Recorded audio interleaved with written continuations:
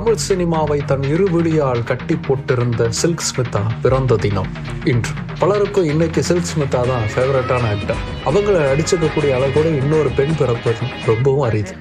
தமிழ் சினிமாவின் கனவு கண்ணியாக கோலச்சுக்கிட்டு இருந்தவர் ஒரு வருஷத்திலே 44 படங்களுக்கு மேல அவர் நடித்தது ஒரு சாதனையாகவே கருதப்பட்டுச்சு. 360க்கும் மேற்பட்ட திரைப்படங்களில் நடித்தவர். அவர் ஒரு ஆசையினாகியா கனவு கண்ணியா மட்டுமே தமிழ் சினிமாவை பார்த்துச்சு.